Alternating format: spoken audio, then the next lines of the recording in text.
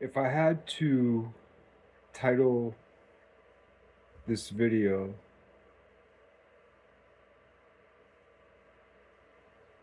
if I were my audience, if I were my audience, I can't remember who it was, but there was this writer. I can't remember if it was a writer or a poet, maybe even a visual artist. I can't remember who it was who said that you should always make your work, your art, from the perspective of you're making for an audience of one. In some way, that's saying, who is your greatest philanthropist? In another way, that is saying, who is your greatest critic?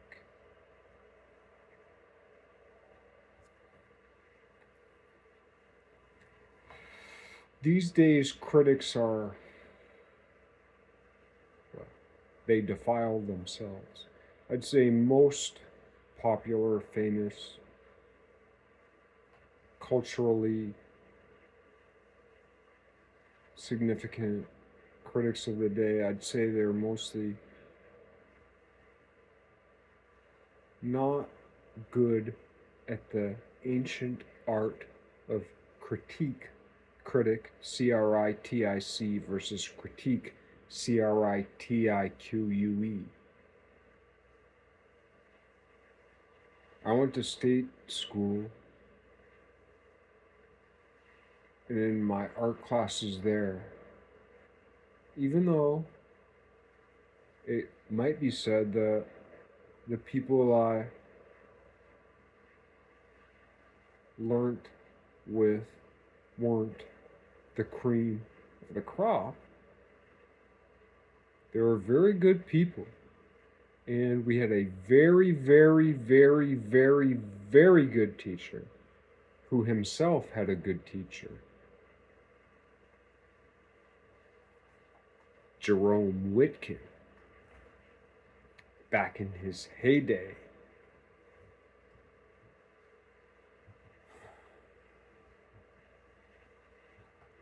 That was a brag, I'm sorry. But it's also true. So there's that. Critique. Yeah, that reminds me, John Gardner on moral fiction.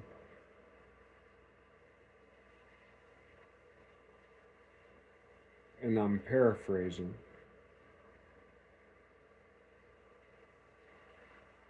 Yeah, I'm totally paraphrasing. We live and die by the vision of the artist and the critic, sane or cracked.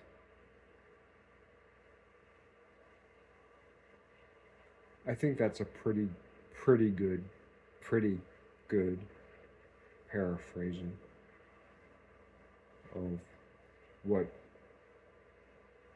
Gardner said in his book on moral fiction, which I obtained for free 30 years ago out of a dumpster bin of free books that college students threw away because 30 years ago they were too stupid to realize that John Gardner's book on moral fiction is one of the greatest pieces of literature ever written. Maybe or maybe not, but damn it, I feel good for saying it. It feels so good. It feels so good. It's like you pop that pimple and you're not sure if you're popping pus. This is an interesting. It's kind of like how wasps look a certain way, and yellow jackets look a certain way, and bees look a certain way. They all kind of look like each other. They all kind of sting. But then there are all these other insects who have evolved to look like hornets or bees or wasps who don't sting, who don't steal other species' children, who are very peaceful and very good and very beneficial to the human macrobiome.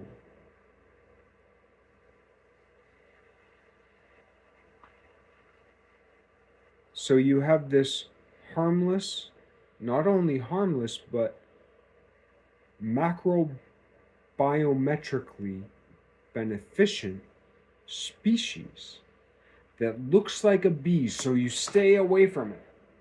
That looks like a hornet or a yellow jacket, a wasp, so you stay away from it because you know what damage a wasp or a bee or a hornet can do. But yet, this particular organism, this particular species, that has nothing to do with the thing you're afraid of, is repelling you because you don't understand how beneficial it is to you. It will never harm you, and that's why you stay away from it, and that's why that species formed itself into something that scares you, so you will stay away from it, so it can do something good, leveraging the aesthetics of the things that do something bad to you. A wasp will hurt you. But then other insecti evolve beneficent species curled toward that aesthetic while curling away from the purpose. The purpose of a wasp typically is to steal and kill. But then later on, because the wasps were so effective at killing, like the Mongols. Everybody knows the name of, what's his name? The Mongol dude. What's his name? He's like one of the most famous people in the world. That Mongol guy who's so famous. Now, that's funny. I'm forgetting the most famous guy. But the only person who's always on my lips is Sejong the Great. Nobody talks about Sejong the Great. Almost nobody talks about Sejong the Great, who is one of the greatest. There's like three people. There's Abraham Lincoln.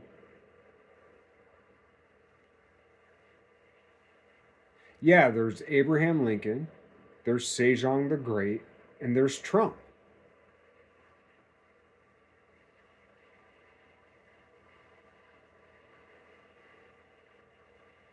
Who else? Oh, yeah, there's some bad dudes too.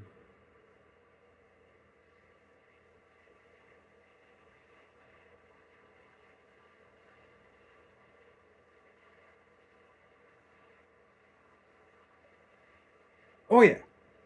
I don't even remember what I was trying to get to. Oh, yeah, I was trying to get to this. I want to make a thing, a website, or whatever, like this day in me. Like, what if I create a video channel Or like, because I've made videos for like about 12 or 13 years now. I have about 1,000 of them, and I'd like to make a playlist channel where it's like, or yeah, this day in me. So it's like whatever the date is, I can press a button and see like what I said this date. Maybe that would be a good name for an app. This date journal. This date diary.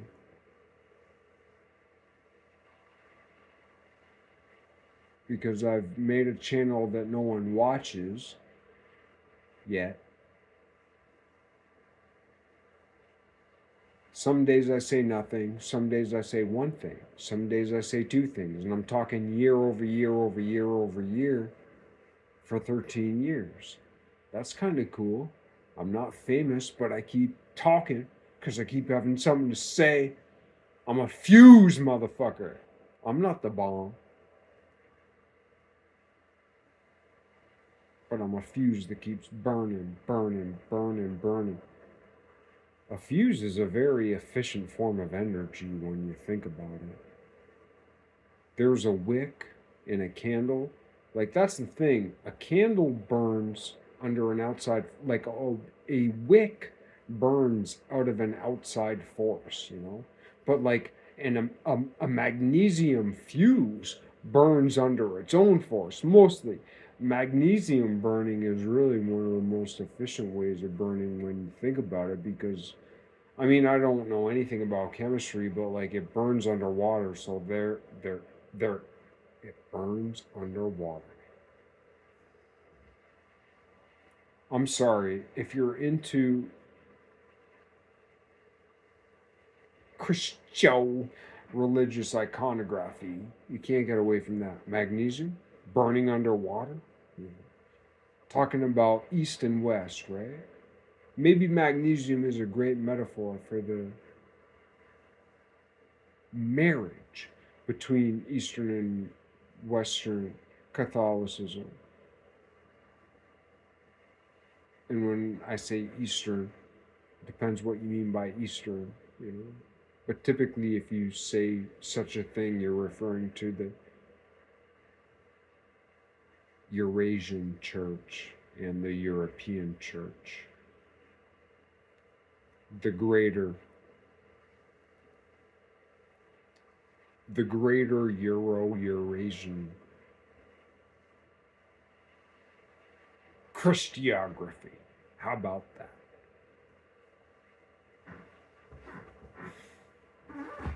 Oh yeah.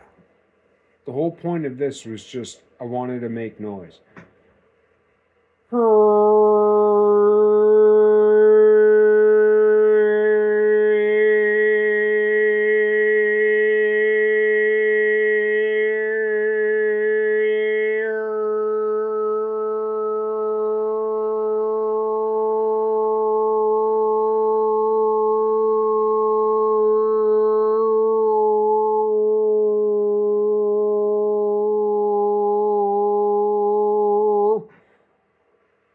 Oh yeah, and I was being honest because I like to I like to smoke and I like to drink. I like other things too. I like meditating. I like salad. I like playing with my ding dong. When I was younger, I used to like playing with ladies.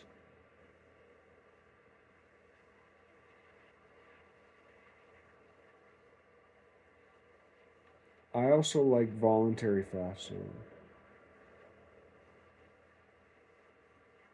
And sometimes I like the fasting that God forces upon me.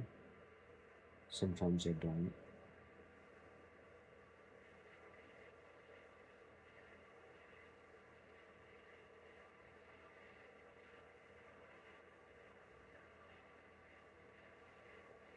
I like the phrase, the proof is in the pudding, which is an American colloquialism of the original term from Britain. The proof of the pudding is in the tasting. Those two terms mean the same thing in a narrow and significant context, but they also mean different things in different ways and also share in an undescribed greater circle of truth.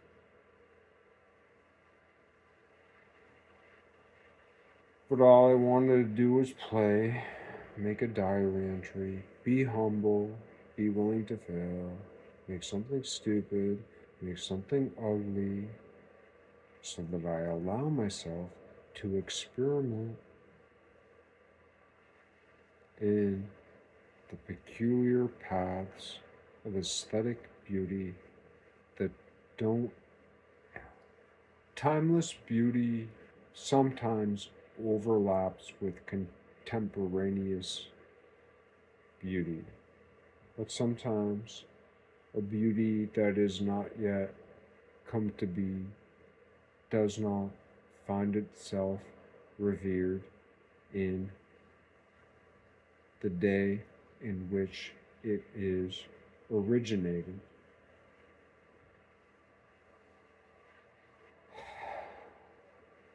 It suffers along the way.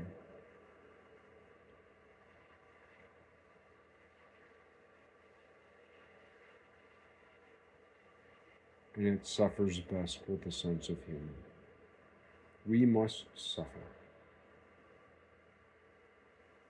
And we must be reverent.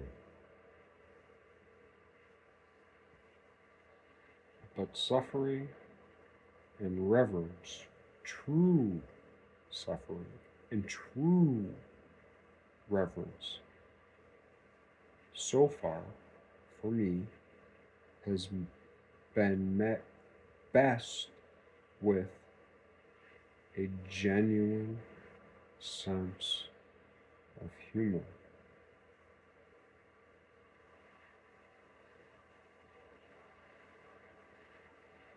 Humble sense of humor. Self-deprecating, but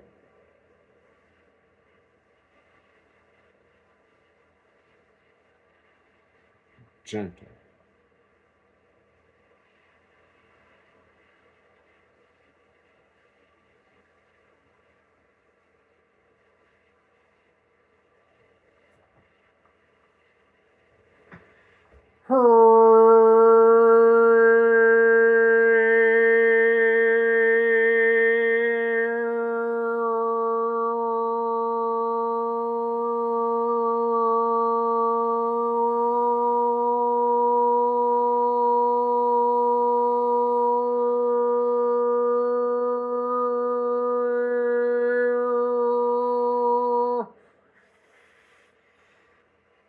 Sense of humor.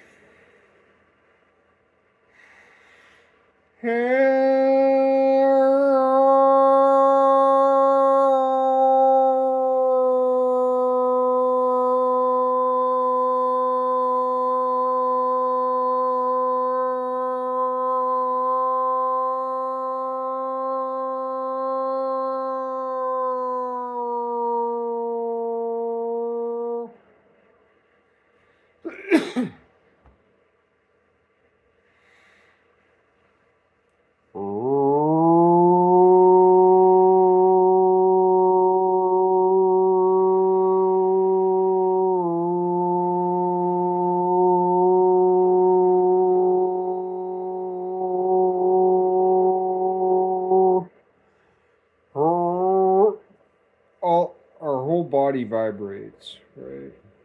So in a lot of ways, when we're talking about light, like people talk about the pineal gland, I'm not trying to be a weirdo about it, but so far as I know, the fact is that there are optical nodes in our pineal gland. I can't remember what the things are in our eyes, like One part of our eyes sees color, and one part of our eyes sees value. One part of our eyes sees black and white, and one part of our eyes sees the rainbow, and our brain puts those two separate information collecting systems. Like, that's the thing. It's two different information collect rods and cones. Like, in our eyeballs, there exist rods and cones. Those are two separate information coding systems. Not only systems, but like hardware and software. Not. It's like two different hardwares, two different analog systems, and then our brain digitizes them. That's just a metaphor. Why? Can't remember what I was getting to. Doesn't matter, because when I read my diary entry later, I'll get it. Maybe I'll comment on it, maybe I won't. You get it, or maybe you don't. That's the way life works.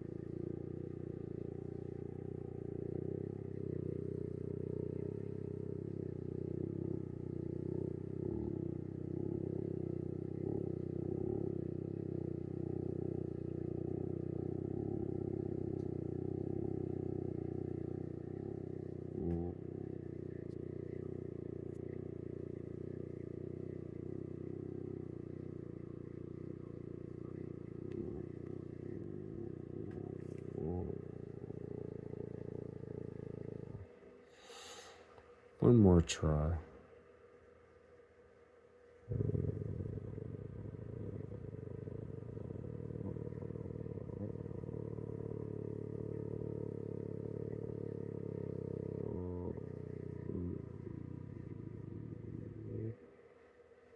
Two more tries.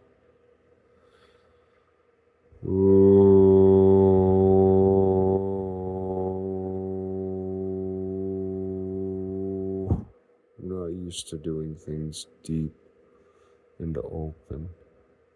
One of the things about being truly deep and resonant, truly deep and truly resonant, is you have to be open. I'm not open. I'm very closed. In some sense, the last several days is my first experience in true or at least augmented openness.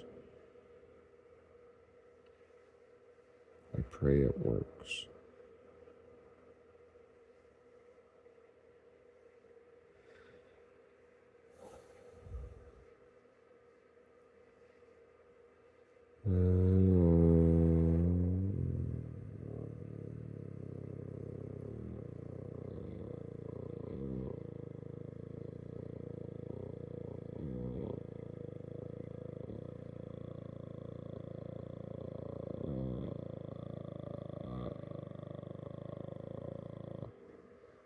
I do need it to be louder,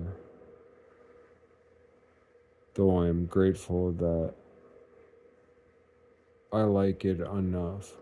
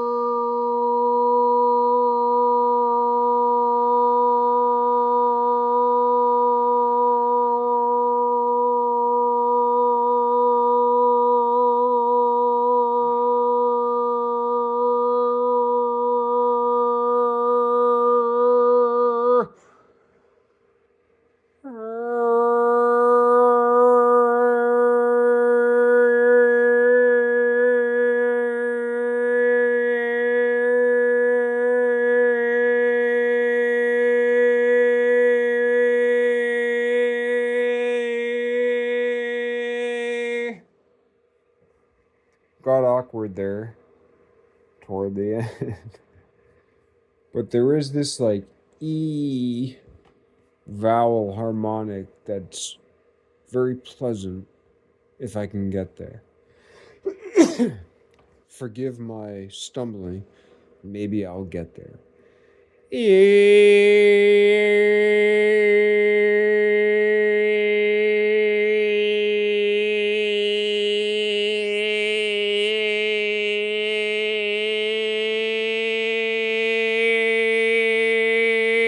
It's an uncomfortable takeoff.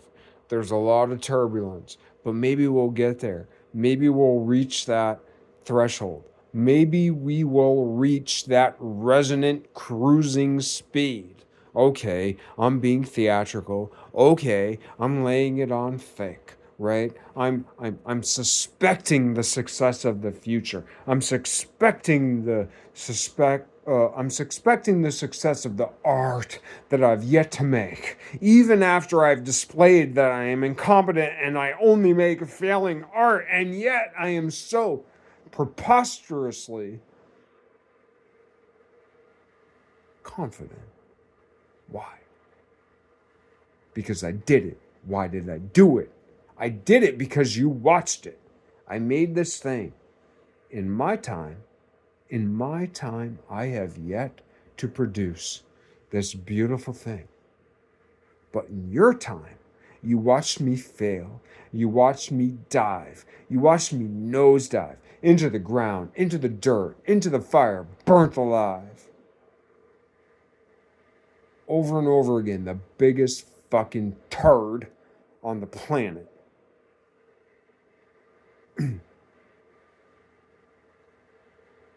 So from my timeline, I've yet to succeed. But from your timeline, I've already succeeded.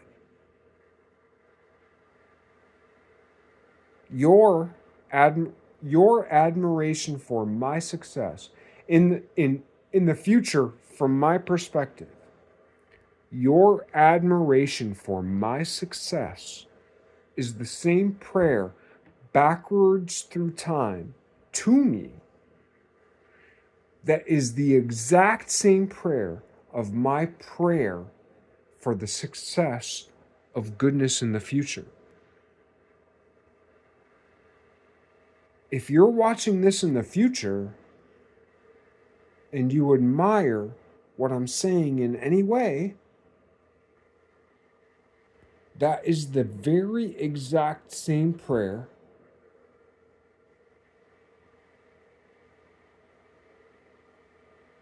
that I am praying for the future. I'm using my terms and my words loosely here, so if you're very philosophically and etymologically and philologically picking apart my words, you might miss the meaning of what I'm trying to say.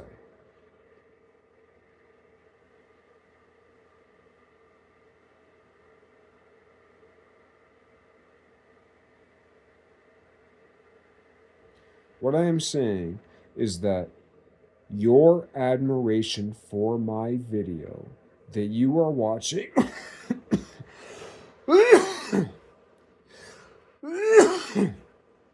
you are watching my video in the future.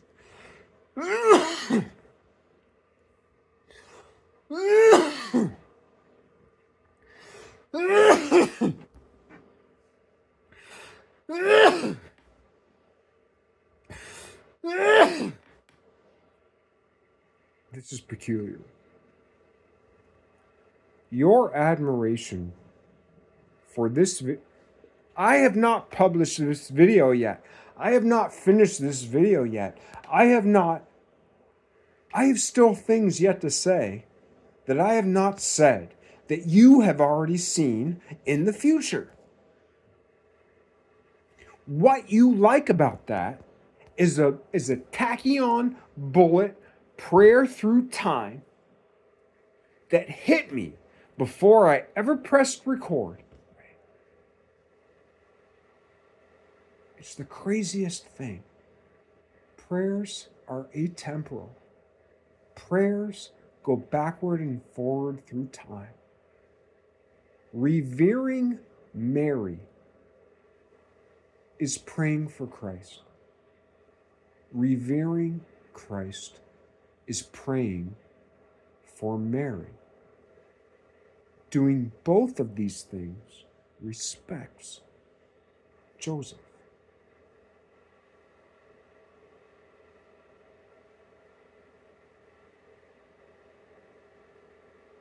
I would be not making this now. That's a super Yoda way of saying it. I would be not making this now. I would be not making this now. Fine. I would be not making this now if you, in the future, haven't already cared for deeply yet, which I have not yet to say. Having that said, furthermore,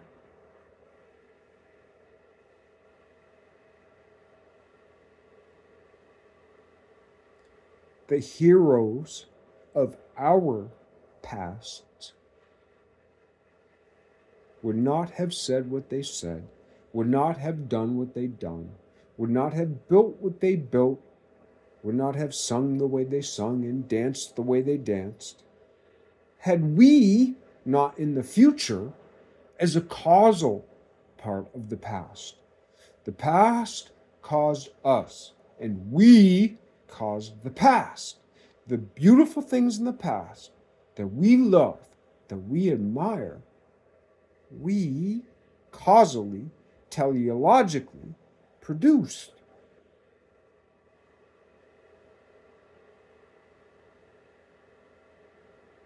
That's not an assertion. That's just an artistic way of talking about it. But I like that it is an assertive way of artistically talking about it in hopefully a benevolent, though provocative caricature. That's the best way I can use language at this moment.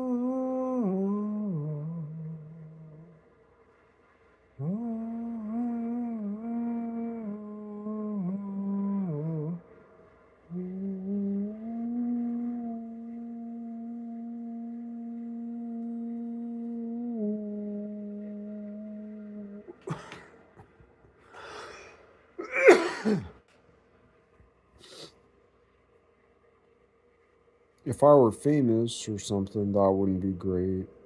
It's an okay diary entry. I'm not even sure if it's good. It might be good, might be bad, but it's okay.